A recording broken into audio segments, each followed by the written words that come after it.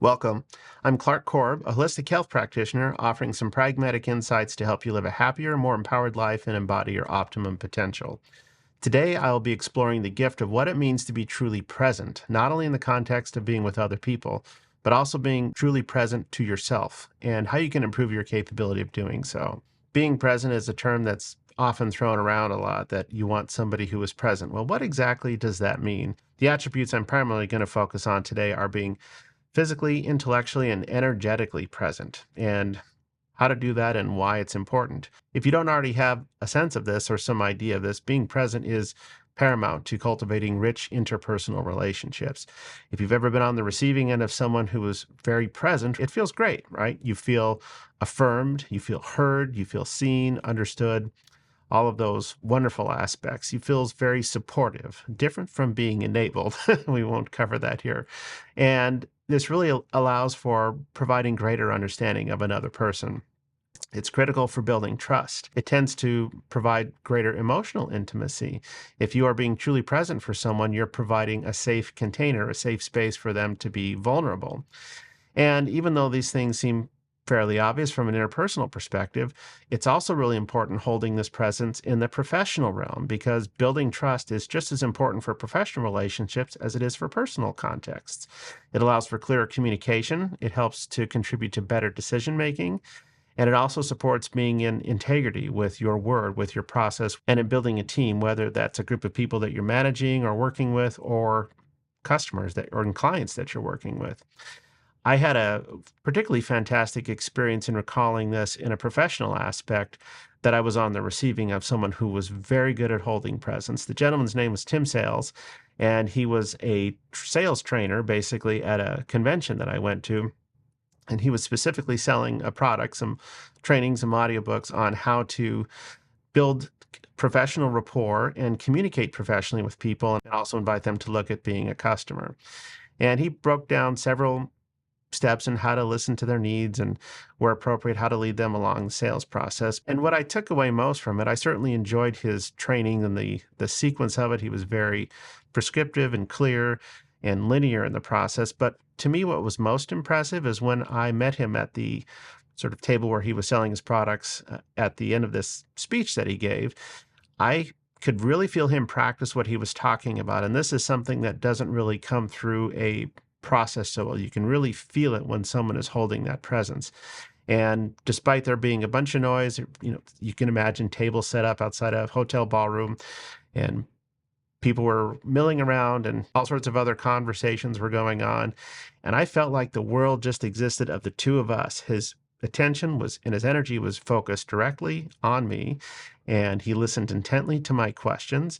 And I didn't see him break gaze or focus on anything else. And I was just one of however many people waiting in line to talk to him. I thought it was really impressive in terms of his not only practicing what he preaches, but being able to embody that and hold that state of presence in a very professional context. And often I think we only restrict the idea of being present to something that's just being emotional or needing a heart-to-heart talk. And it's great for that too, of course. It's certainly necessary for that.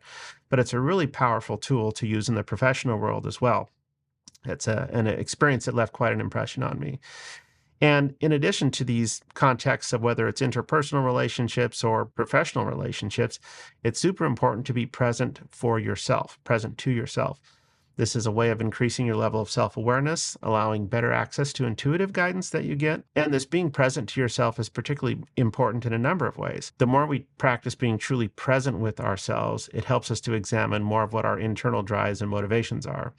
It's also super helpful if we're considering what commitments we're willing to take on and why, or if we're contemplating a large life decision like taking on a career change. I referred to this not so much by name, but in my video on taking a leap of faith, where I discussed my career change and sort of taking time to listen to those intuitive nudges that I had, and knowing I needed to have a clean environment for doing so was really a method of getting present more to myself. This being present with yourself is also super helpful if you're contemplating entering or exiting a committed relationship.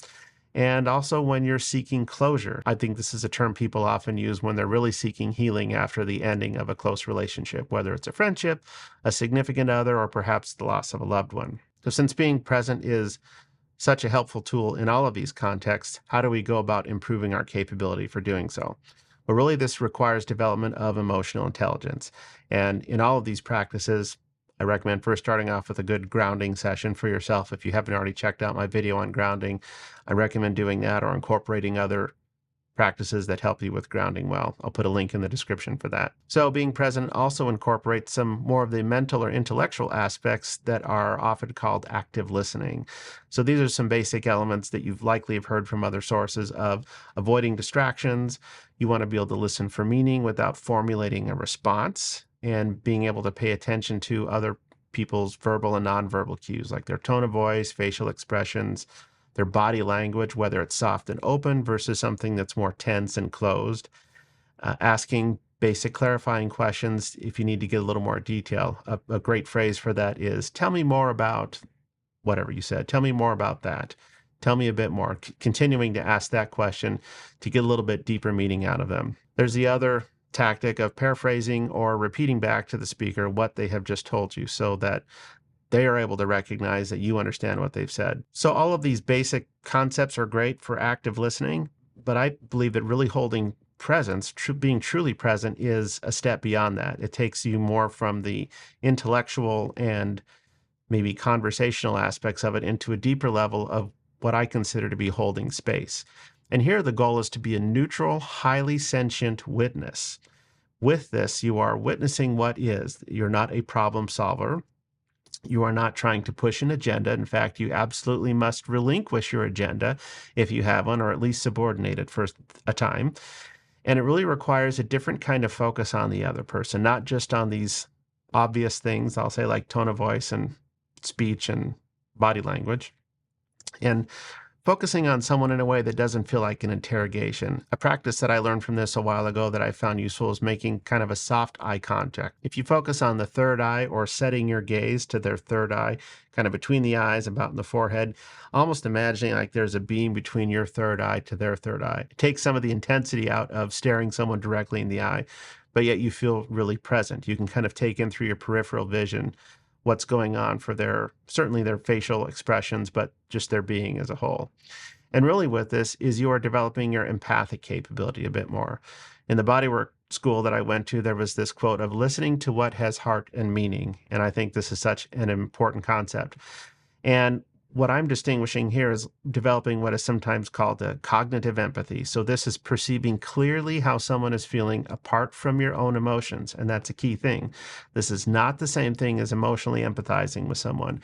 That can show up as being triggered, where you have the same emotion as the other person. Maybe you're trauma bonding or feeling upset about someone else's experience, or moving more into feeling compassion for someone else. And none of those are bad things in and of themselves, but it lacks the neutrality of really being able to take in as a fully sentient witness of what's going on for someone else. To give a couple analogies for where I think this can make sense a bit more is, imagine that you're watching a movie, in particular from the director's seat, where you have broad knowledge of what's going on in the movie, the storyline, the cinematography, the scope of how the actors are supposed to be in frame and whatnot. So from this perspective, the director can feel into the actor's role and understand the larger story arc of the movie, but not take on the trauma of the characters of the story.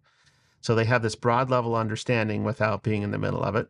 It's also akin to being on a roller coaster, where you can stand on a platform and observe someone go riding up and down the roller coaster, or alternatively, sit on the same car of the roller coaster and go through the ups and downs with them.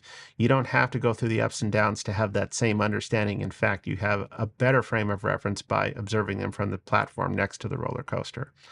So with this neutral observation, it's super important, in order to be neutral, that you suspend your own judgment about what you hear or feel. And this does not require agreeing with the individual, and it doesn't mean taking on their trauma, or again, especially diving into a triggered situation where you're adding to it or embodying it yourself. In this neutral space, it really allows for the full transmission of what they are offering to you. And in this, it really is a practice for yourself to learn how you best receive information.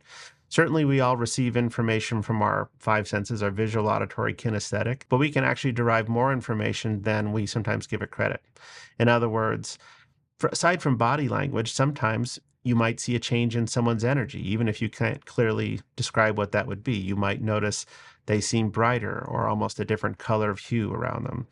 You might notice auditory cues that are, aside from just changes in their pitch or tone, you might feel other almost chords if you're a musical person, or you might notice other subtleties in their communication, verbally or auditorily. You might be more kinesthetically dominant. You might feel almost a palpable energy from the other person. You might notice perhaps in your own body something shift, like a tightness or a restriction, or maybe a heaviness or a density as someone relates difficulty, for example. Or maybe you notice these very things in their body without having your hands on them. And that might sound a little weird, but if you suppress the idea of judging it as being weird, you begin to learn how you process information, and it can come through any of these senses. And you might also receive more or less a download of sorts where you hear maybe some extra words almost, or a summary or a translation from what's coming from the person. And again, this could be a fine line where you're not, again, applying your own judgments or thoughts about what's coming through, but really being in the practice of hearing and taking in transmission from all of these different sources. And the way you find out whether you are accurate in this realm is similar to the active listening, where you ask clarifying questions to confirm this information that you're getting. And doing this sparingly is super important, not to interrupt the flow of what someone is transmitting. You want to seek understanding, and also in your seeking of understanding, as you're kind of listening with these extra antenna, if you will, you're helping better understand your own process of receiving information from either these downloads or these more subtle kinesthetic, auditory, and visual cues. So how do you apply this to yourself if you're being present with yourself? Really, it's the same perspective in terms of first ground yourself, and you want to still be a fully sentient witness for what's going on. And the easiest way to do that is use some sort of tool to help capture your stream of consciousness.